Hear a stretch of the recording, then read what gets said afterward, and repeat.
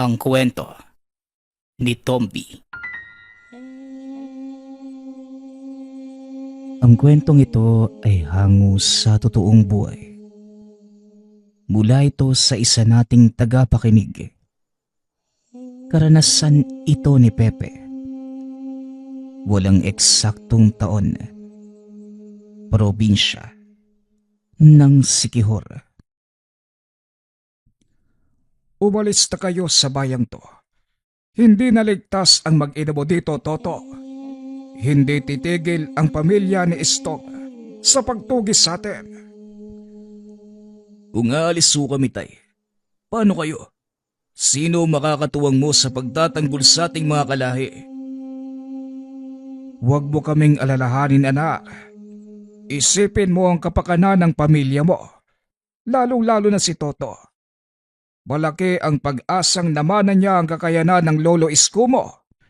Hindi natin pwedeng hayaan na tuluyang maputol ang salinlahi. Masisira ang balanse at mawawala sa ayos ang lahat.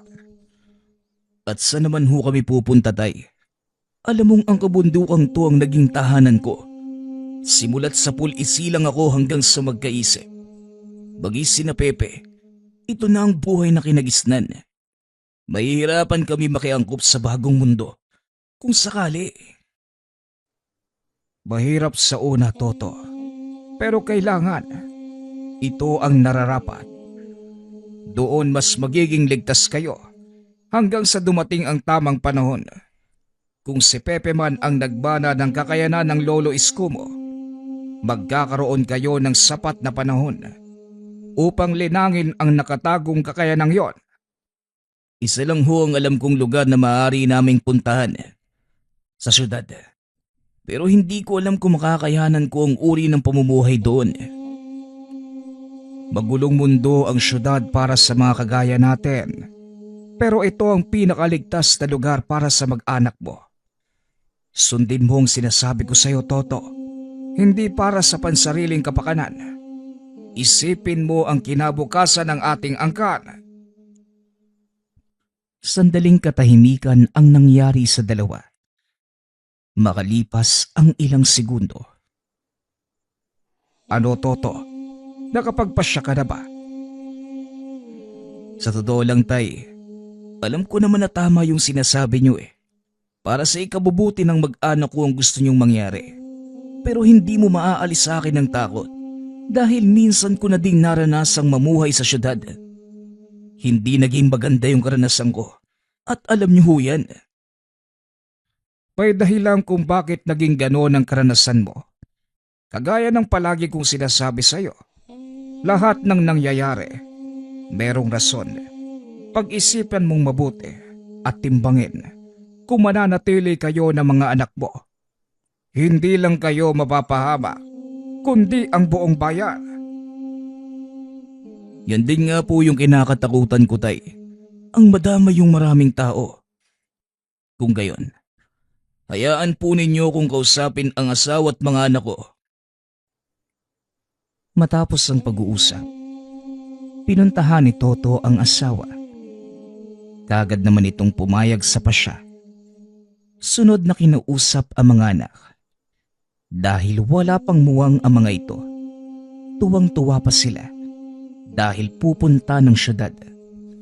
Ngunit ang panganay na anak ni Toto na si Pepe, bagaman hindi nagsasalita, alam nitong magiging masalimuot ang buhay sa syudad.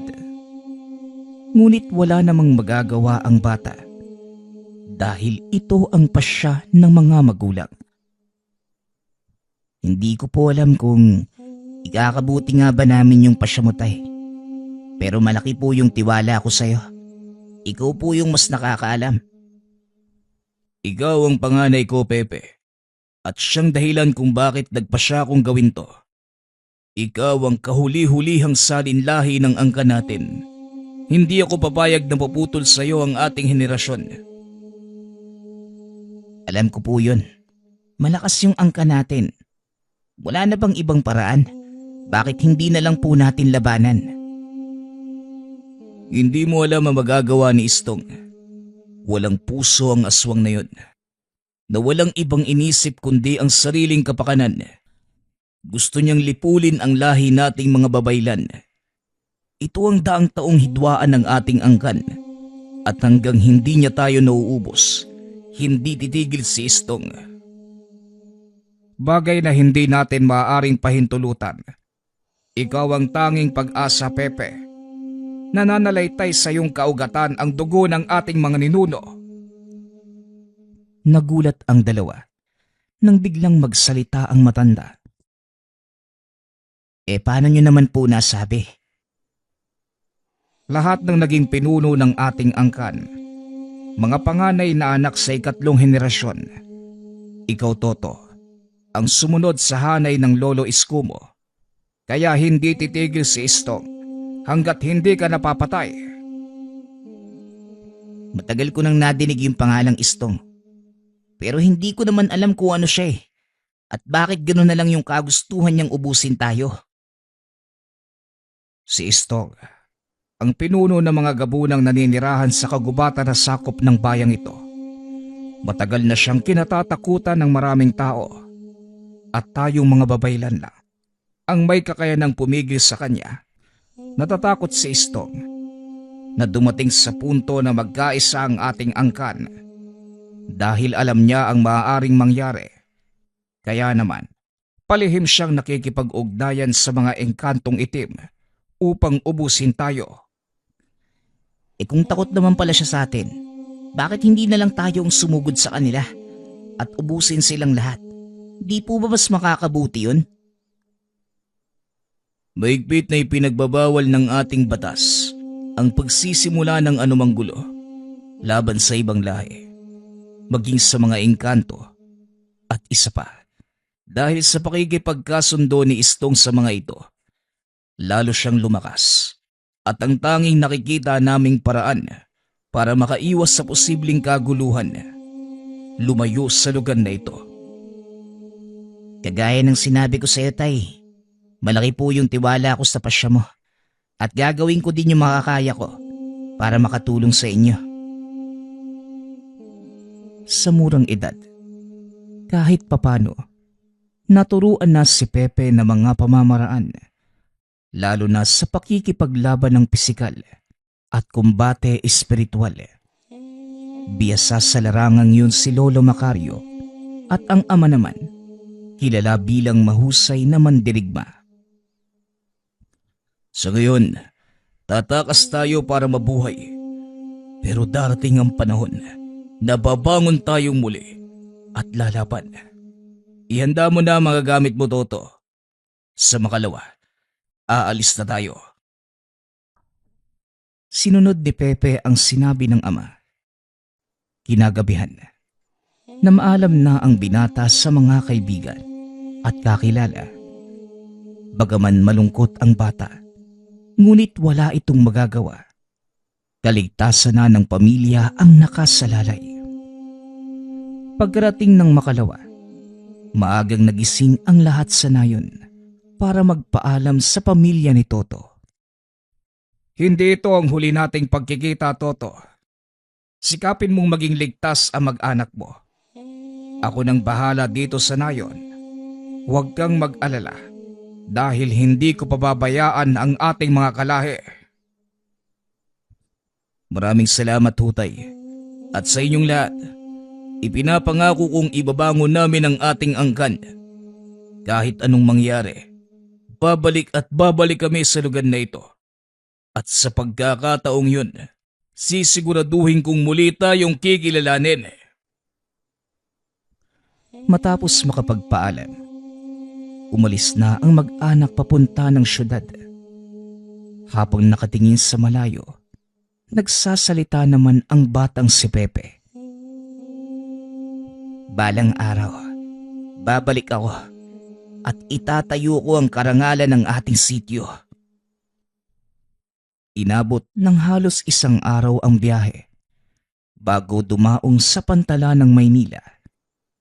Iniikot ng bata ang tingin sa paligid. Dahil sa dami ng tao, hindi nito namalayang napahiwalay na sa mga magulang.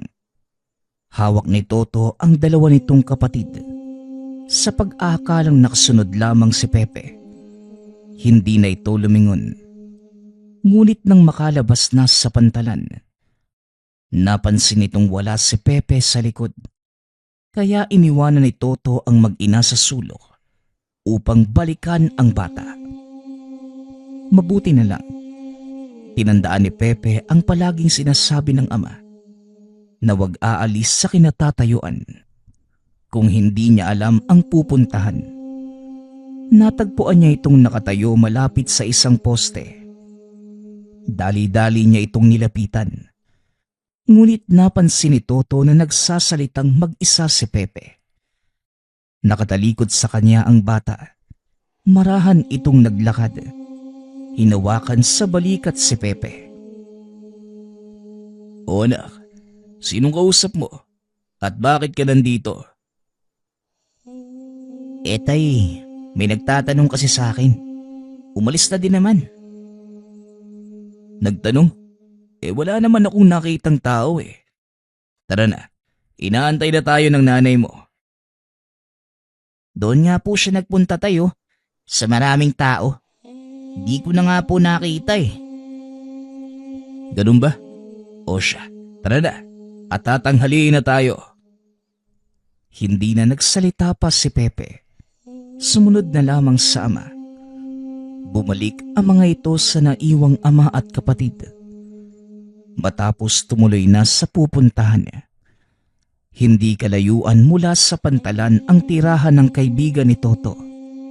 Kaya nilakad na lamang nila ito. Sa kasamaang palad, wala na sa lugar na yon ang kaibigang si Lito.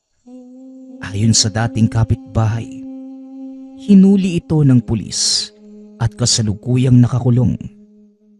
Pinuntahan ng mag-anak ang tahanan ni Lito. Nakasara ang pinto. Ginamit naman ito ang susing ibinigay ng kaibigan. Laking pasasalamat dahil bumukas ang pinto. Pagpasok ni Toto sa loob, nakita niyang halos hindi nagalaw ang mga kagamitan. Nanatili ito sa ayos. Simula nang una siyang bumisita. Ano kayang nangyari kay Lito? Bakit parang walang nakatira sa bahay niya sa loob ng ilang taon? Anong Teka, Toto, ikaw ba yan, iho? Napalingon si Toto nang madinig ang pamilyar na boses. Nakita ang matandang may hawak na tungkod. "Tatang Islaw, mabuti naman at nandito ho kayo." "Opo, ako nga po ito. Kumusta na kayo?" "Ah, Heto, malakas pa sa kalabaw. Ikaw, saka sino ba tong mga kasama mo?" "Ang pamilya ko, ang asawa kong si Mila, ang panganay kong si Pepe, at ang dalawa kong anak. Mila, si Tatang Islaw nga pala, kaibigan namin ni Lito." Dali-dali namang nagmano ang mga anak sa matanda. Samantalang si Pepe naman, nakatingin sa labas. Pinagmamasdan ang mga kasing edad na kabataang naglalaro. Hanggang sa nakita ang matandang babaeng nakasuot ng itim na damit. Nakatayo ito sa isang sulok habang nagpapaypay ng pinagbabagang uling. Tila tumatagos ang paningin ni Pepe sa matanda. Kaya kagad nitong kinuha ang atensyon ng ama. "Tay, may matanda po doon sa labas oh. Parang tumatagos po yung tingin ko sa kanya. Tignan niyo po tay, dali." Dali-daling lumapit si Toto at Tatang Islaw. Kinumpirma ng matanda na aswang nga ang babaeng yun. "Hindi ko alam na may kakayanan pala ang anak mong ito. Hindi na nakapagtataka. Angkan nga kayo ng mga babaylat. At mukhang dibino pa ang batang ito ha. Abay teka, kumain na ba kayo? Sandali lang at kukuha ako ng bigas sa bahay nang makapagsaing." "Huwag na po kayo mag-abala, Tatang. May dala po kaming bigas. Ang kailangan na lang po namin ngayon, kalderong masasaingan." Dali-dali namang lumabas si Tatang Islaw upang kumuha ng kaldero at malinis na tubig. Matapos yun, patuloy na nagkwentuhan si Tatay Toto at Mang Islaw. Toto, baka pwede mo akong tulungan. Nagtitinda ako ng mga pangontra at banyo sa simbahan. Tuwing umaga, dumarami na yung mga parokyano ko. Minsan may mga nagpapagamot sa akin. At alam mo namang matanda na ako, hindi ba? Ang kaibigan mo si Lito naman. Ayun, binubuno pa yung sistensya. Oo nga pala Manong, bakit ho ba nakulong si Lito? Dali-daling tumayo ang matanda. Isinara ang bintana at pinto ng tahanan. Muli itong naupo at kwento ang nangyari kay Lito. Nagkaroon ng engkwentro si Lito sa isang mangkukulam. Nagawa niya itong talunin at napatay. Sa kasamaang palad walang sapat na ebidensyang magpapatunay na mangkukulam yung taong napatay. Kahit yung testimonya ng mga tao, hindi pinaniniwalaan ng mga otoridad. Kaya nakulong si Lito. Ilang taon naman ho ang sistensya niya? 2 taon. Ibinaba ng hukuman ng hatol dahil wala namang kamag-anak na nagsampa ng kaso. At kung magpapakabait siya sa loob, maaari pang mabigyan ng parol. Sana nga lang no. Pero pwede po ba natin siyang bisitahin sa loob? Oo, pwede naman. Sa makalawa, pupunta kami doon at... Hindi na naituloy ni Tatang Islaw ang sasabihin dahil may biglang kumatok sa pinto. Tatang buksan niyo ang pinto. Bilisan niyo. Si tatay, may nangyari kay tatay. Dali-daling binuksan ni Tatang Islaw ang pinto. Nakita nito ang kapitbahay na si Beloy. Namumutla. Pawis na pawis. Pilit nitong hinahabol ang hininga habang sinasabi ang nangyari sa ama. Ayon dito, nakita niya ang tatay na nakahandusay sa sahig. Duguan. Patay na din ang ilan sa mga kasamahan na parang nilapa ng mabangis na hayop. At sino naman ang gagawa ng ganun sa tatay mo, iho? Iginagalang sa lugar na ito si Tonyo.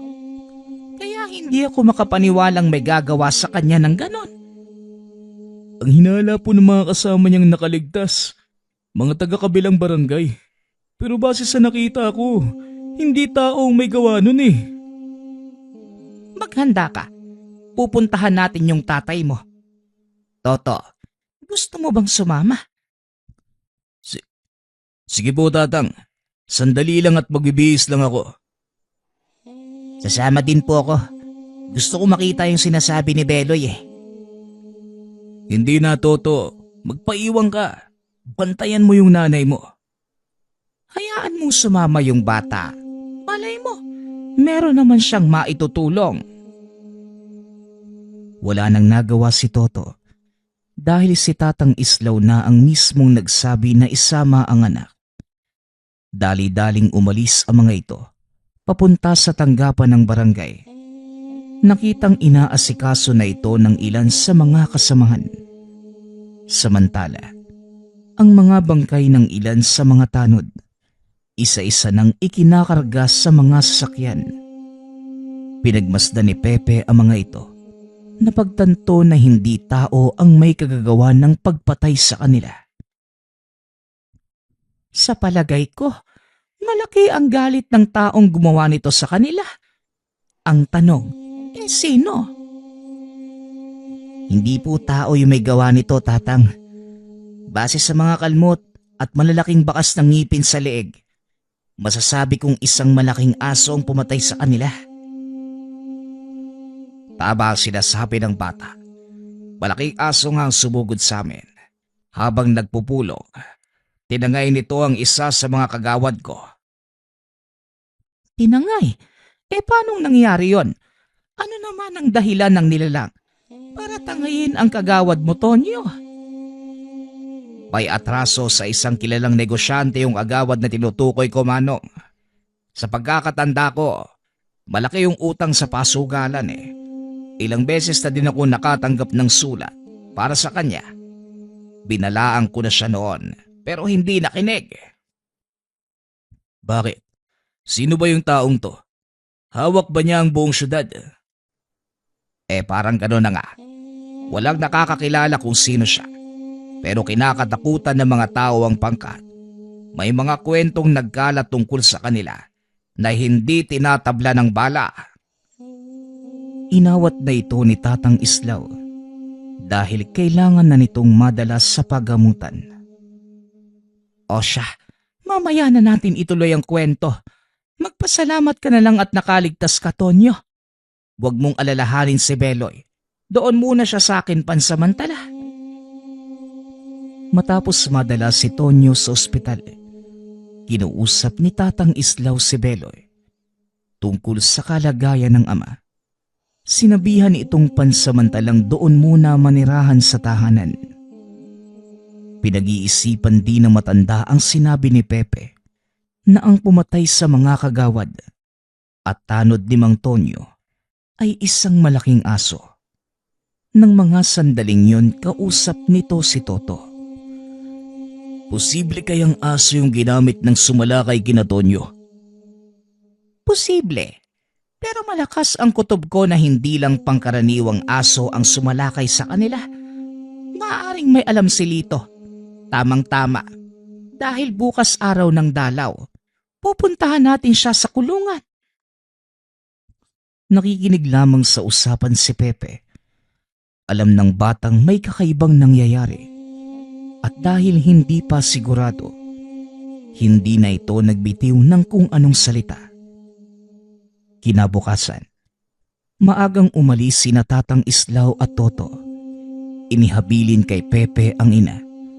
Naroon naman si Beloy para umalalay kung sakaling may kailangan sa labas ng tahanan. Samantala, nakarating na ang dalawa sa piita ni Lito. Matyagang nag-antay ang mga ito hanggang sa tawagin ng mga gwardya upang makapasok. Tuwang-tuwa si Lito nang makitang nasa maayos na kalagayan ang kaibigan. Toto, mabuti naman at nakadalaw ka. Siya nga pala, ano ang sadya mo rito sa syudad? Mahabang kwento eh. Ang totoo niyan, kasama ko yung buong pamilya ko sa pagluwas dito. Kumare, doon muna kami manirahan sa bahay mo ha. Nako, ano ka ba? Walang problema yon. Naroon naman si Tatang Islaw eh. Isa pa, mahaba-haba pa tong sistensya ko. Biglang nag-iba ang ekspresyon sa mukha ni Lito at nahalata naman ito ni Toto. Sabihin mo nga sa akin yung totoong nangyari. Kilala kita eh.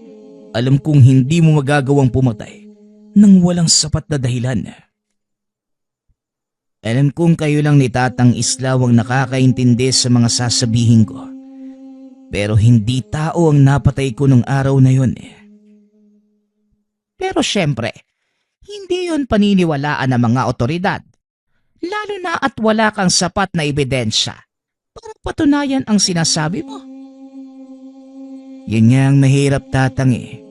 Pero nandito na tayo. Wala na ako magagawa pa. Siya nga pala.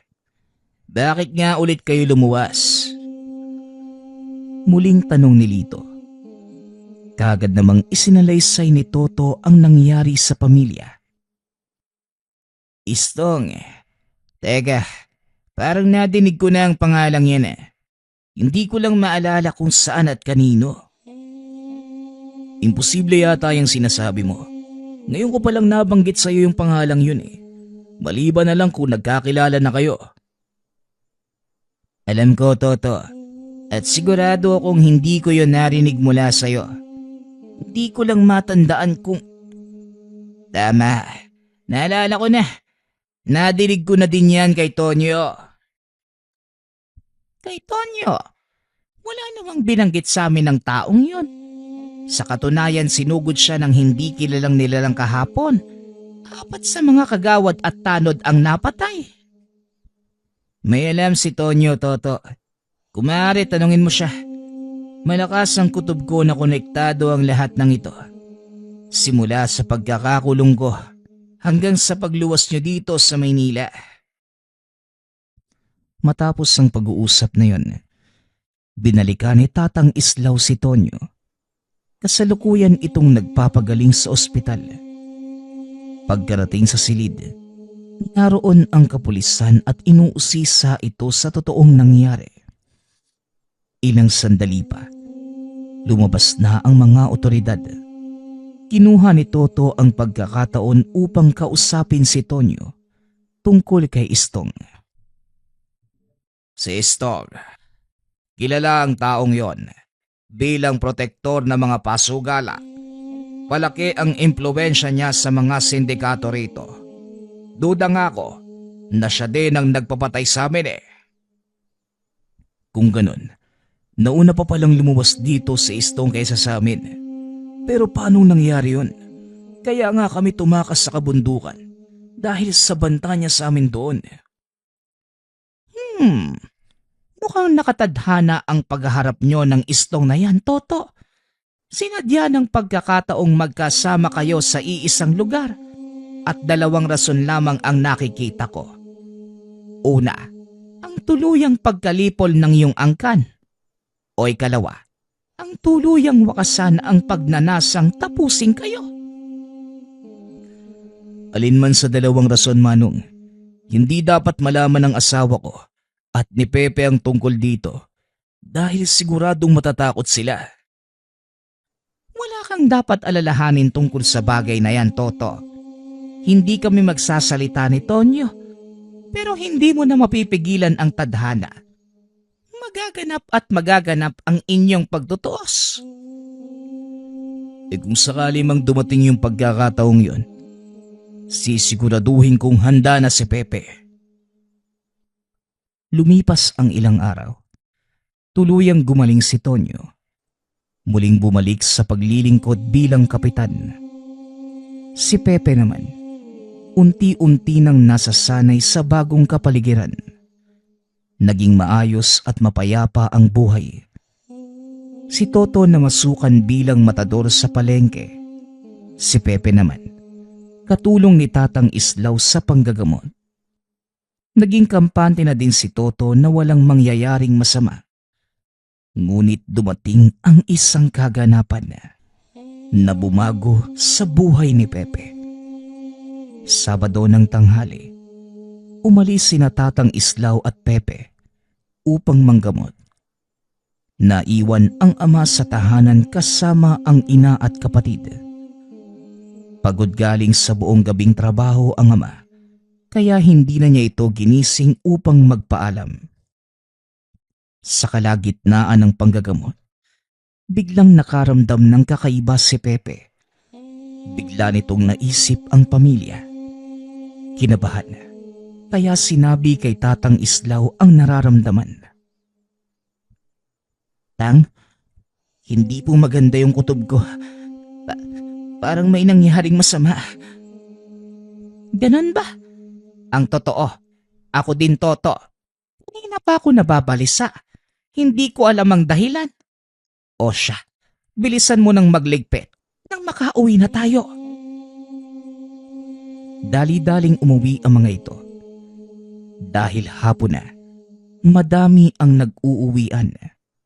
Wala silang masakyan, kaya naisip na mga itong maglakad. Pagkarating sa tahanan, nakita ni Pepe na bukas ang pinto. Hindi pa nakasindi ang mga ilaw ng bahay. Dali-daling pumasok si Pepe. Pagbukas ng ilaw sa sala, tumambad ang wala ng buhay na katawan ng ina. Pinuntahan ni Pepe ang mga kapatid sa silid. Nakitang nagkalat ang dugo sa sahig. Sa kama, nakita nitong wala na ding buhay ang 2 paslit. Napasigaw si Tatang Islaw nang makita ang kalunos-lunos na kalagayan ni Toto. Nakasabit ito sa dingding habang may nakatarak na sibat sa dibdib. Wakwak ang lalamunan na tila kinagat ng kung anong malaking hayop. Napaluhod na lamang sa sahig si Pepe. Tumulo ang luha. Walang salitang lumalabas sa bibig habang nakatitig sa wala ng buhay na ama. Mahabaging langit! Sino ang may gawa nito? Wika ni Tatang Islaw habang hawak ang katawan ng dalawang paslit. Walang imik na tumayo si Toto. Naupo sa atanga ng tahanan. Magkahalong galit at kalungkutan ang nararamdaman ng bata. Ngunit mas nangingibabaw ang pagsisisi dahil wala man lang siya ng mga oras na kailangan ng pamilya. Ilang sandali pa, dumating ang mga otoridad. Nag-imbestiga ang mga ito at ang unang tinanong ay si Pepe. Ngunit wala silang nakuhang impormasyon mula sa bata. Ang sumagot ng tanong ay si Tatang Islaw. Matapos ang imbestigasyon, kinausap ng matanda ang bata. Hindi ko inaasahang mangyayari to. Alam ng tatay mo na darating ang pagkakataong ito. Ngunit nakiusap siya sa akin na wag akong magsasalita dahil gusto niyang mamuhay kayo ng payapa. Habang nagsasalita, pinagmamasdan nito si Toto. Walang kahit anong ekspresyon sa mukha. Maging ang boses ng bata, tila walang halong emosyon. Pero kabaliktaran yung nangyari. Imbis na ako lang yung mapahamak, pati sila nadamay. Matapos tumayo ito, naglakad palabas ng bakuran. Hindi na pinigilan pa ni Tatang Islaw ang bata. Sa halip, inutusan nito si Beloy na sundan ang kaibigan. Patuloy sa paglalakad si Pepe sa madilim na lansangan hanggang sa madako ito sa isang abandonadong gusali. Walang kailaw-ilaw sa lugar dahil malayo na ito sa kalsada at mga kabahayan. Nagtago si Beloy sa likod ng poste. Patuloy na pinagmasdan ang kaibigan. Ilang minutong nakatayo si Pepe sa gitna ng abandonadong lugar. Unti-unti nang nagtipon ang mga alitaptap sa paligid nito. Nanlaki ang mga mata ni Beloy habang pinagmamasdan ang kakaibang pangyayari. Mas lalo itong nagulat nang makita nitong nagliliwanag ang mga marka sa balat ni Toto. Ito ang unang beses na nakita ni Beloy ang mga marka dahil hindi naman niya ito nakita noong unang dating ni Pepe sa lugar. Ilang sandali pa, may mga nilalang na lumabas sa lupa at dali-daling lumapit sa binata. Malaki ang katawan. Tao na may muka at paa ng kabayo. Wala na si tatay. Hindi pa ito alam nila Lolo Macario. Siguradong mag-aalala yun sa akin. Ang mabuti pa, puntahan mo siya at sabihin ang lahat ng mga nangyari dito. Matapos yun, hinayaan na lang ni Beloy ang kaibigan. Marahan itong umalis sa lugar upang hindi mahalatang naroon siya. Pagkarating sa tahanan ni Tatang Islaw, nakita nitong kinukuha na ng punerarya ang bangkay ng pamilya ni Pepe. Makalipas ang ilang minuto, dumating si Pepe. Matamlay pa din at parang walang ganang kumilos. Alam kong nawalan ka ng mga magulang at kapatid, ngunit hindi ito ang oras para magmukmok sa isang tabi. Ayusin mo ang iyong sarili at maghanda ka. Isang bagay lang ang gusto kong gawin ngayon, Manong. At iyon ay gumanti sa ginawa ni Istong sa tatay ko. Paano mong nalamang si Istong ang may gawa nun sa mga magulang mo? Ipinakita po mismo sa akin ng gabay kong engkanto. Nandito, nasa syudad. Ang totoo, mas nauna pa silang dumating dito eh. Alam ng tatay mo ang tungkol sa bagay na yan. Kaso pinili ni Toto na wag sabihin sa'yo ang lahat.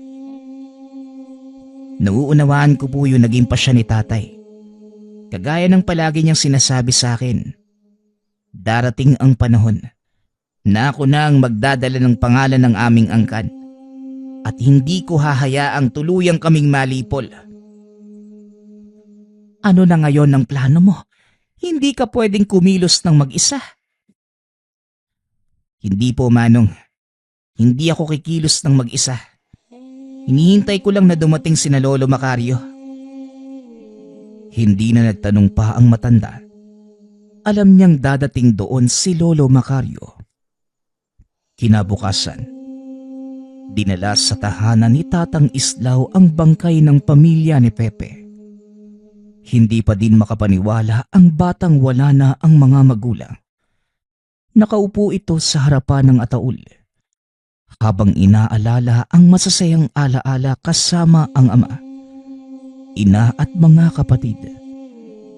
Sa kalagitnaan ng lamay, may mga taong dumating upang makiramay at karamihan sa kanila mga nakilala ni Toto noong minsan siyang napunta sa lugar. Ang ilan ang hihinayang, napakabuting tao nito. Ang ilan naman ay naawa kay Pepe dahil mag-isa na lamang ito sa buhay. Abala sa pag-asikaso sa mga tao sina Tatang Islaw nang dumating ang pangkat na mga kalalakihan. Napansin ni Pepe na dali-daling pumasok ng tahanan si Mang Tonyo at hindi na muling lumabas. Tumayo ang bata at tinignan kung ano ang nangyayari. Mang Tonyo, ano po ba yung nangyayari? Bakit parang takot na takot kayo? Pepe, yan ang mga tauhan ni Istong. Nanlaki ang mga mata ni Pepe. Sa hindi malamang dahilan, biglang sumiklab ang galit ng bata. Walang pagdadalawang isip itong lumabas at sinugod ang mga kalalakihang itinuro ni Mang Tonyo. Dito ipinamalas ni Pepe ang kakaibang lakas at bilis. Hindi makapaniwala si Tatang Islaw sa itinatagong lakas ni Pepe. 6 na kalalakihan ang dumating ng oras na yun. Ngunit mag-isa silang pinabagsak ni Pepe.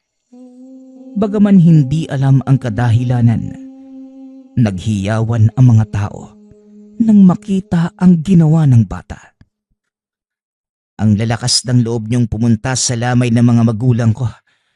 Hindi pa kayo nakontento nang patayin niyo sila? Ano pa bang gusto ninyo? Tumayo ang isa sa mga kalalakihan at nagsalita. Hindi pa tapos si Istong sa inyo.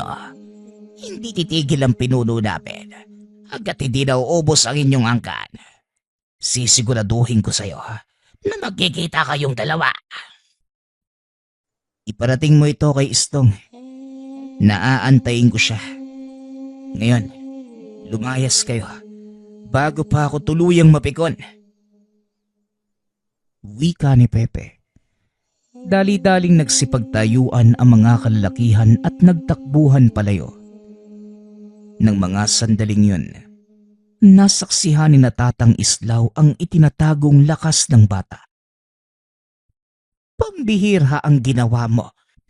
Hindi ko akalaing magagawa mong patumbahin sa tigi-isang suntok lang yung mga taong yun. Pangkaraniwang tao lang sila, Tatang. May mas malakas pa sa kanila. At yun ang dapat kong paghandaan. Tugon ni Pepe. Matapos muli itong naupo sa harapan ng ataul na mga magulang. Nang sumunod na araw, habang natutulog ang bata, may mga dumating na panauhin. Si Tatang Islaw ang humarap sa mga ito. Mawalang galang na po. Maaari ko bang malaman kung ano ang sadya ninyo? Ako ang tatay ni Toto at ang pangalan ko ay Macario. Nasaan ang apo ko? Kayo po pala, Apo Macario. Pasensya na at hindi ko po kayo nakikita ng personal. Ako si Islaw, ang kaibigan ni Toto. Si Pepe natutulog. Ilang araw nang walang pahinga ang batang yon. Ganoon ba? Salamat sa pagtanggap sa aking anak at apo. Hayaan niyo na munang matulog si Pepe. Aantayin ko na lamang siyang magising. Kung ganon, tumuloy muna kayo nang makapaghanda ko ng merienda. Naupo ang mga ito sa sala. Kinausap ni Tatang Islaw si Mang Macario at dito nalaman na matanda ang buong kwento. Ilang sandali pa, nagising na si Pepe. Dire-diretsong yumakap kay Lolo Macario. Lolo, wala na po si tatay. Wala silang awa. Pinatay nila ang mga kapatid ko. Kahit si nanay. Alam kong darating ang pagkakataong ito, apo. Ang mahalaga, ligtas ka. Ikaw ang talagang pakay ni Istong. Sa oras na mapatay ka niya, ang ibig sabihin, nagtagumpay na ang kanyang adhikain. Hindi ko papayagang manalo si Istong, Lolo. Kung kinakailangan gamitin ko ang lahat ng itinuro ni tatay sa akin, gagawin ko. Masiguro lang na hindi magwawakas sa akin ang ating angkan. Pasensya ka na, Pepe. Kung iniatang sa iyong balikat ang ganito kabigat na pasanin, ikaw ang kahuli-hulihan sa ating angkan. Masakit man sa akin na sabihin ito, ngunit sa iyo nakasalalay ang pagpapatuloy ng ating lahi. Hindi po ninyo kasalanan yung naging kapalaran ko, Lolo. Isinilang ako para magpatuloy ng ating angkan at gagampanan ko ito ng buong katapatan. Ilang araw ang nakalipas. Nagpasya si Tatang Macario na sunugin ang bangkay nila Toto. Alinsunod sa tradisyon. Matapos isinilid ito sa maliliit na banga upang dalhin sa lupang sinilangan at ilalagay sa huling pahingahan. Kinausap ni Mang Islaw si Tonyo upang maisagawa ang seremonya. Sumang-ayon naman ito. Marami ang mga nakinood na mangha dahil ito ang unang pagkakataon na nakakita ng ritual ng libing ng mga babaylan. Matapos ang seremonya, pinag-usapan ni Mang Macario ang susunod na hakbang. Alam mo ang batas ng ating lahi, Pepe. Batas sa mata, ngipin sa ngipin. At ikaw ang magpapataw ng parusang kamatayan sa mga taong pumaslang sa iyong pamilya. Alam ko po yun, Lolo. Kagaya ng sinabi ko, hindi ako hihinto hanggat hindi nabibigyan ng hustisya ang kamatayan nila tatay. Ano na ang balak mong gawin ngayon? Magpapatulong ako kay Mang Tonyo. Alam niya yung kinaroroonan ng grupo ni Istong eh. Sila ang nagsimula. Pwes, tayo ang tatapos.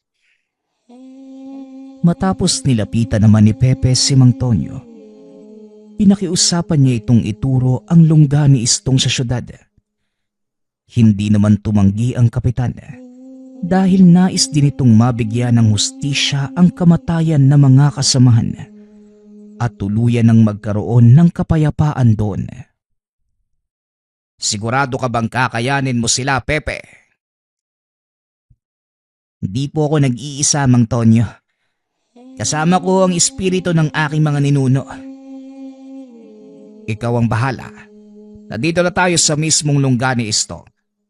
Hindi na ako maaari pang lumapit sa lugar. Pasensya ka na. Hindi ako kasing lakas at kasing tapang mo, Pepe. Natatakot din po ako, Manong. Pero hindi po ngayon yung oras para mangibabaw yung ganong emosyon. Mas malakas ang pagdanais ko na may paghiganti ang kamatayan nila tatay at nanay at ng mga kapatid ko. Namangha si Tonyo sa pinapakitang katapangan ng bata. Wala man lang itong naramdamang galit o anumang negatibong emosyon mula kay Pepe. Kung ganon, iiwanan na kita rito. Mag-iingat ka at sana makabalik ka ng ligtas sa amin. Kung ipag-aadya ng panahon at pagkakataon, makakabalik ako ng ligtas. Hindi ho ako nangangako, pero sisikapin ko. Salamat po, Mang Tonyo. Umalis na kayo at ako nang bahala rito. Dali-daling tumakbo ang kapitan, samantalang si Pepe naman tumuloy sa pagpasok sa kuta. Lingid sa kaalaman nitong nanatili sa lugar si Mang Tonyo at naroon din sina Tatang Macario. Dinig mula sa kinaroroonan ang sigawan sa loob ng lugar. Mga hiyaw ng taong tila nilalapa ng mabangis na hayop. Teka, ano kayang ginagawa ni Pepe sa kanila? Hindi si Pepe ang may gawa niyan, kundi ang mga elementong alaga ng apo ko. Hindi ko na ikukwento sa inyo.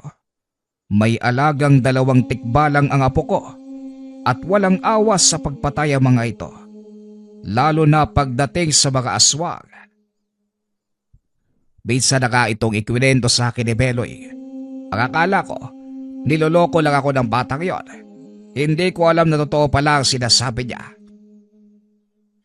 Samantalang si Pepe naman, habang papasok ito sa mismong kinaroroonan ng kalaban, sinalubong ng napakadaming alagad. Hindi inakala ng binata na may malaking pugad na mga aswang sa syudad. Pinagpapatay ng mga alaga nitong tikbalang ang bawat sumalubong na kalaban. Hindi alintana ng bata ang dami ng kalaban. Nakatuon lamang ang isipan kay Istong at sa adhikaing matapos na ang ilang siglong kaguluhan sa lahi. Pinagpapatay ng mga tikbalang ang mga aswang. Walang nagawa ang mga ito. Sa lakas at bilis ng mga elemento, may ilang sinubukang lumapit sa kanya. Ngunit hindi nagtatagumpay ang mga ito dahil sa bilis at bangis ng mga tikbalang. Ilang sandali pa, tumahimik na ang lahat. Patuloy na nakikiramdam sina Mang Macario at Mang Tonyo. Nagpasya ang mga ito na sundan ng bata sa pag-aakalang tapos na ang kaguluhan. Pagpasok ng dalawa, nakita nilang nakapatong sa tumpok na mga patay na aswang si Pepe. Habang ang 2 alaga naman paikot-ikot sa kanya. Tinawag ni Mang Tonyo ang bata. Nagulat ito dahil naroon ang 2. Anong ginagawa niyo rito? Hindi pa tapos ang laban. Paparating pa lang sila, Istong. Sinasabi ko na nga bang mali ang pasya natin, Tonyo. Bilisan mo, umalis na tayo rito. Akmang aalis na sana ang 2 nang biglang makaramdam si Mang Macario ng pamilyar na presensya sa likod. Tingnan mo nga naman. Hindi ko akalaing magkikita tayo rito. Hindi mo rin ba inaakala na mauubos ng apo ko ang mga alagad mo? Nasurpresa ako, Tandang Macario. Ngunit ito din ang inaasahan ko mula sa isang purong babaylan. Alam mo ba kung gaano ko kasaya ngayon? Nang mga sandaling yun, nakatitig lamang si Pepe kay Istong.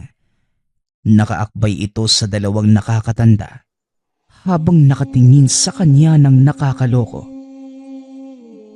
Alam mo bang ito din ang matagal ko ng pangarap, Istong?